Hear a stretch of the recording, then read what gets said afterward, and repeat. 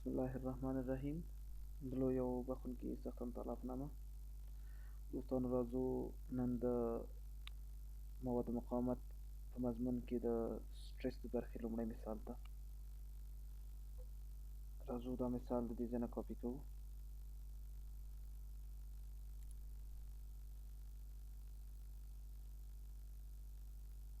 لومړی مثال له موږ سره په دې مثال کې له موږ څخه غوښتي دي تر څو په دې میله کې متوسط نارملي تشنج لاسته راوړو. په هغه صورت کې که چیرې د دې میلې دا عرض 15 اوسېږي او ترڅنګ د دې یو ضخامت چې په خپله دا میله یو ضخامت هم لري، همدغه ضخامت یې 10 میلی متره اوسېږي، نو تاسو وایي معلوم کړئ چې اعظمي متوسط نارملي تشنج په کومه برخه کې منځته راځي، په ای بي کې منځته راځي، په بي سي کې منځته راځي او که په سی ډي کې منځته راځي. نو موږ او تاسو به اوس ګورو چې دلته اعظمي نارملي تشنج په کومه برخه کې منځته راځي. د داسې مثالونو د حل کولو لپاره موږ او تاسو باید قطع واخلو. قطع هم په ای بي کې باید واخلو، هم په بي سي کې باید واخلو، هم په سی ډي کې باید قطع واخلو، تر څو معلوم کړو چې متوسط نارملي تشنج په کومه برخه کې منځته راځي. زه به لومړی لاړ شم قطع به په ای بي کې واخلم. که چیرې زه په ای بي کې قطع واخلم نو دا جسم به موږ او تاسو سره په دې ډول سره لاسته راشي، لکه فرض مثال په دې ډول سره دا شکل به په همدې ډول سره ځان یعنې ځان به په همدې ډول سره غوره کړي. خاص زه به لاړ شم دلته به هم وایټ په دې ډول سره دا شکل به په دې ډول سره ځان ته یو شکل غوره کړي. اوس که چیرې وګورو دلته موږ او تاسو قطع واخیستله په دې ځای کې، نو موږ او تاسو ته مهم دی چې نارملي تشنج لاسته راوړو. د نارملي تشنج دپاره موږ او تاسو ویلی وو چې n تقسیم پر a1 دی یا f تقسیم پر a1 دی. کله چې موږ او تاسو قطع واخلو په یو عنصر کې، په هغه کې موږ او تاسو سره نارمل فورس، شیر فورس او یعنې داخلي قوې منځته راځي ټولې. نو دلته موږ او تاسو سره چون یوازې نارمل غوښتې ده رانه، نو موږ او تاسو سره یوازې نارملي قوه ضرورت دی په همدې ځای کې. که چیرې 12 اخواته شي موږ او تاسو سره فرض مثال دی ته به زه ووایم د n او دلته دا بله قطعه څه شی دی بي دی که نه، دې ته به زه ووایم n a b. که چیرې اوس راشم سمیشن د اف ایکس یې ونیسم مساوي له 0 سره د خواته مثبت، نو n a b مو موږ او تاسو سره مثبت شي منفي 12 کیلو نیوټن، دا مساوي شي له 0 سره.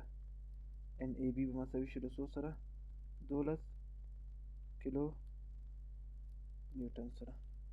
خدای شو موږ سره لومړی برخه. اوس به موږ راشو په ای بي کې موږ او تاسو معلوم کړو، په ای بي کې موږ او تاسو سره څومره شو 12 کیلو نیوټن، در سره په یاد باندې وساتئ. اوس به راشو په دغې کې به موږ او تاسو قطع واخلو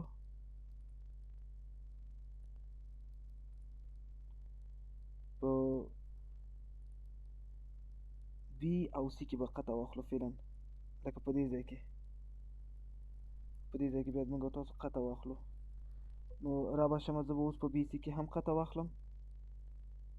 فرض مثال موږ دلته قطع واخیستله په دې ډول سره، دا جسم مو دلته راوستلو، را به شو اوس به په دې کې قطع واخلو. موږ او تاسو سره دا په دې ځای کې چې وله دا بي سي دی که نه، نو موږ او تاسو چې اوس دلته قطع هم اخلو، نو قطع موږ او تاسو نارمل فورس البته چې بیا ورته ورکوو هغه موږ او تاسو په کوم نوم سره د یادوو، په بي سي سره. فرض مثال موږ او تاسو دلته نارمل فورس راشته دا و بي او سي شي له موږ سره.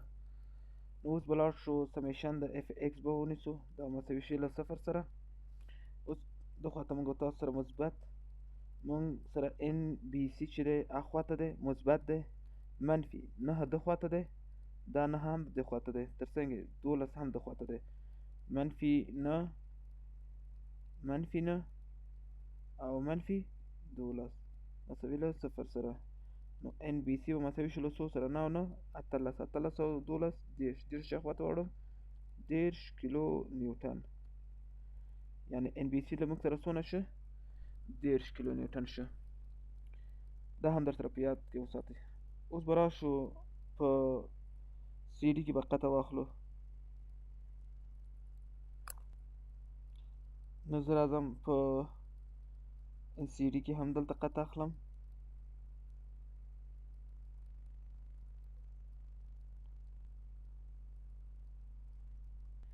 نو دلته مو هم قطع واخیستله. فعلا راځو نارمل فورس دلته هم ورکو ورته.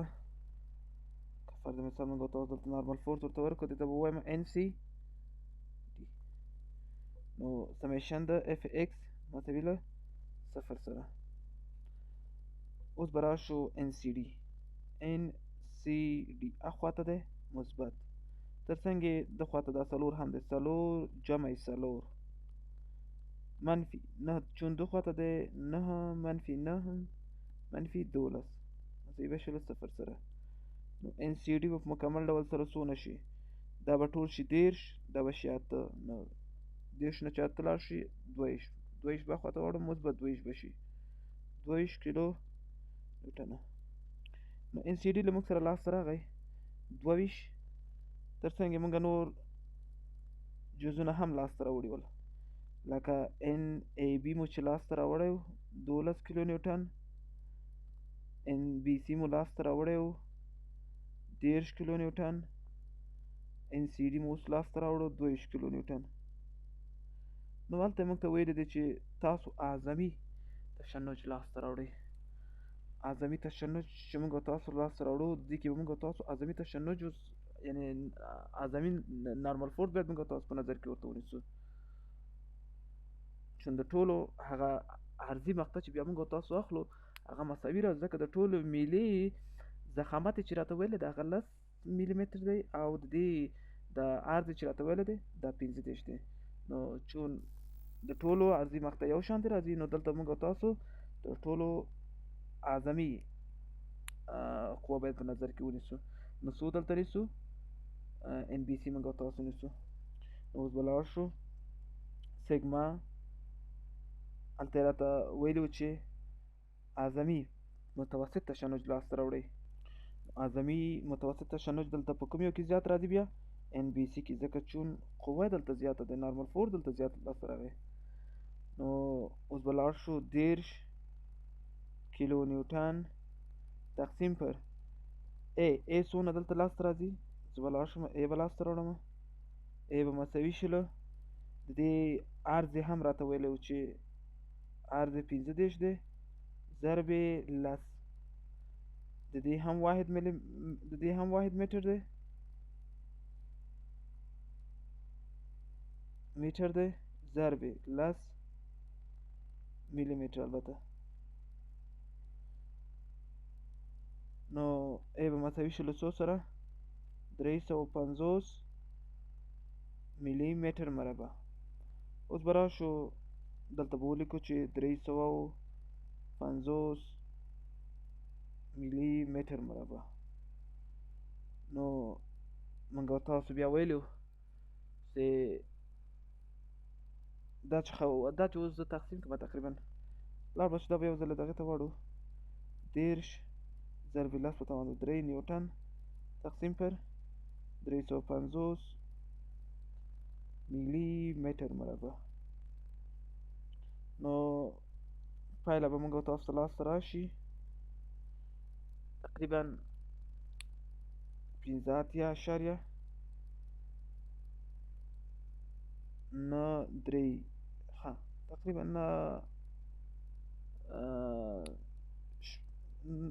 15.7 تقریبا دونه لاسته راځي میگا پاسکال، البته نیوټن پر میلی متر مربع میگا پاسکال. دا ول موږ سره د لومړي مثال حل. البته د دې مثال حل مطلب دا دی چې موږ تاسو سره د اعظمي تشنج چې لاسته راځي د دې دواړو ترمنځ موږ سره لاسته راشي. راځو اوس دوهم مثال ته.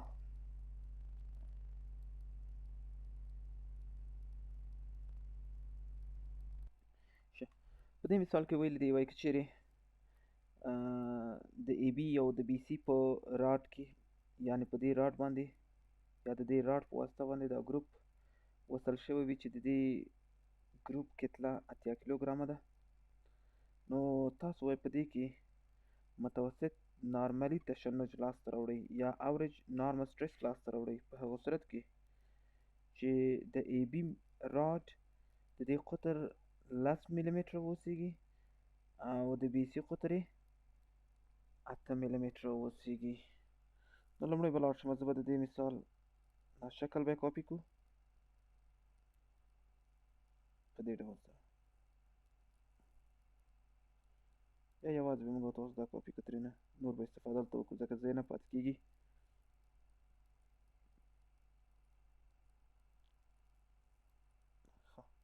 د دې مثال د حل کولو لپاره موږ تاسو ته ضرور د دې فري باډي ډیاګرام دی. باید موږ تاسو لومړی د دې فري باډي ډیاګرام رسم کړو. د فري باډي ډیاګرام دپاره راځم، محورات په نظر کې ورته نیسم، یا که چیرې موږ تاسو دلته هم محورات واچو په دې ډول سره مشکل نشته دی، یا راځم هماغلته څه محورات واچوم ورته، نو را به شو په دې ډول سره به محورات جوړ کړو. موږ ته ویلي ول چې د دې لمپ یا د دې ګروپ د دې کتله 80 کیلوګرامه شي. څونه ام به مساوي شي له څو سره 80 کیلوګرام. لومړی موږ تاسو دا وزن تاړو، ډبلیو به مساوي شي له ام ضربې جي، نو ډبلیو به مساوي شي له 80 ضربې 9.1، ډبلیو به مساوي شي له موږ سره څونه 80 ضربې 9.1. صبر چې ماشین حساب کې پیدا کړو، 80 ضربې 9.1 ښه دا به شي 284.8 نیوټنه. دا شو له موږ سره څه شی ډبلیو. نو لومړی به لاړ شو، دا د بي سي میله به موږ تاسو رسم کړو یا د بي سي راډ به رسم کړو، بیا ورپسې د ای بي رسم کړو، دې ته موږ ای بي ووایو، دې ته فرض مثال ان ای بي وایم، او دې ته وایم ان بي سي. دلته له موږ سره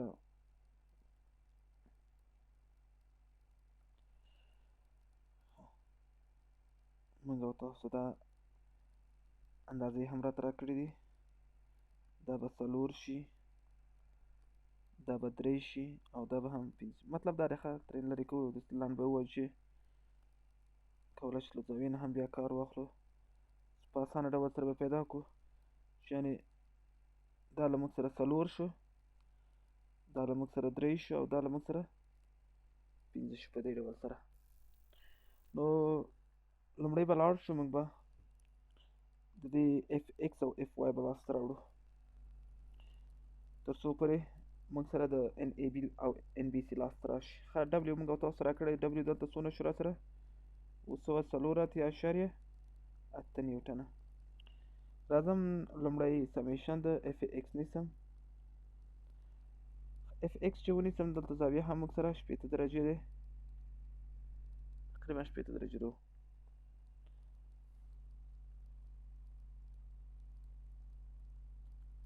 محورات په دې ډول سره 80 درجې خرابه شو. د دې دپاره اف ایکس او اف واي لاسته راوړم. لومړی به لاړ شو اف ایکس به لاسته راوړو، دلته که چیرې موږ تاسو ورته وګورو موږ سره افقي مرکبه ان بي سي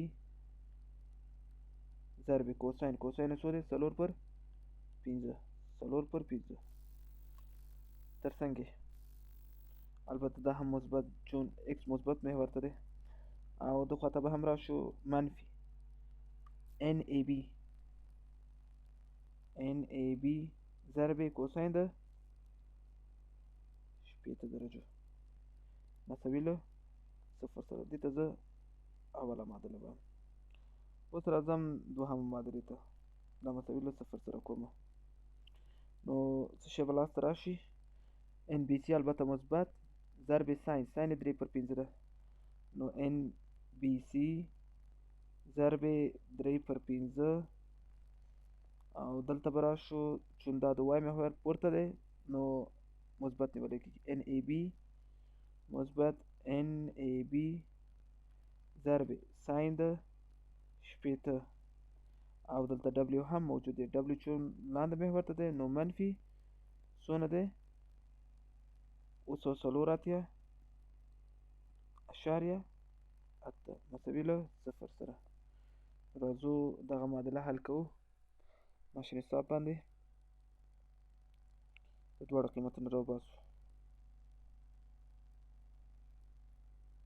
ان ای بي او ان بي سي.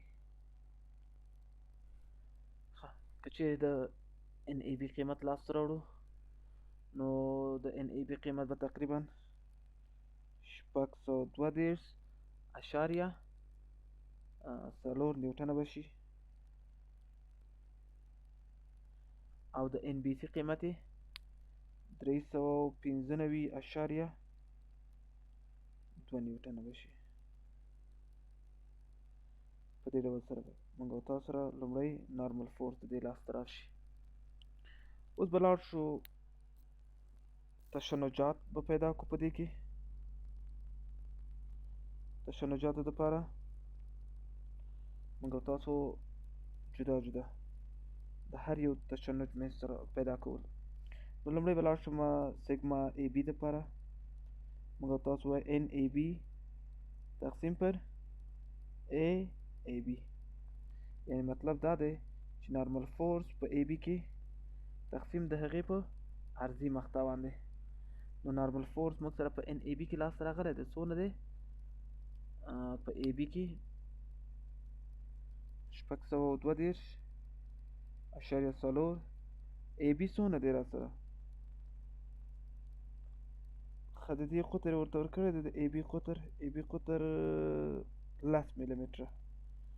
نو را به شو د قطر دپاره پای پر 4 ضرب ډي مربع. ډي مربع څونه دی؟ 10 مربع.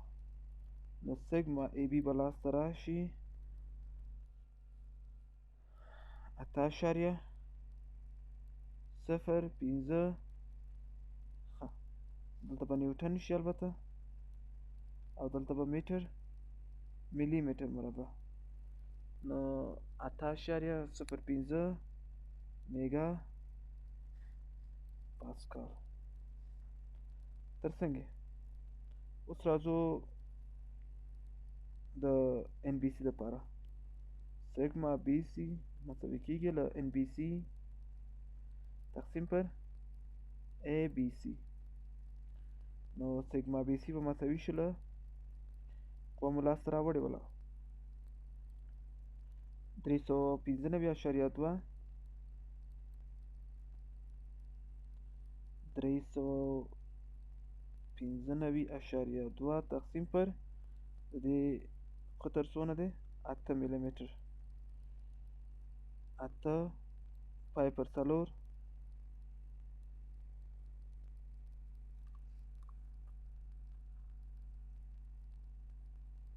پای پر 4 ضرب 8 مربع. دا به لاسته څونه راشي؟ تقریبا د دې 7.8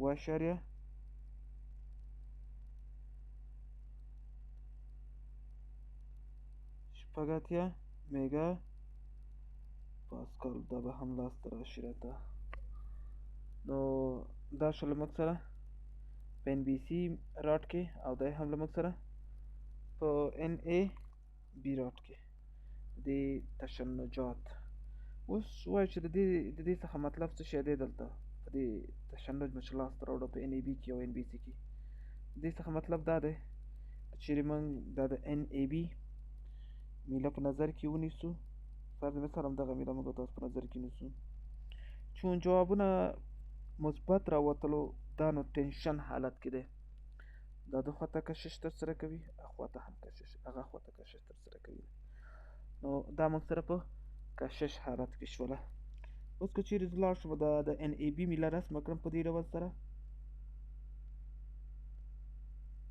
فرض مثال په دې ډول سره ما رسمه کړله، نو په دې کې هر یوه کوچنۍ ذره چې په هغې کې یو نواخت تشنج رامنځته کېږي، یعنې اوریج سټرس رامنځته کېږي، فرض مثال په دې ډول سره یا په دې ډول سره. نو دا کوچنۍ برخه یوه برخه چې دی که نه، فرض مثال موږ تاسو دا په نظر کې نیسو، په دې کې دا یوه کوچنۍ برخه چې دې خوا ته دا ټنشن ترسره کوي، دا یې دې خوا ته ترسره کوي. نو په ان ای بي کې موږ تاسو څونه لاسته راوړو؟ 8.05 میگا پاسکال. نو دونه تشنج په هر یوه کوچنۍ ذره کې د دې وجود ولري. یعنې دا چې د اوریج نارمل سټرس چې له موږ څخه غوښته، نه د اوریج نارمل سټرس څخه مطلب همدغه شولو. راځو د هبلر کتاب دریم مثال ته.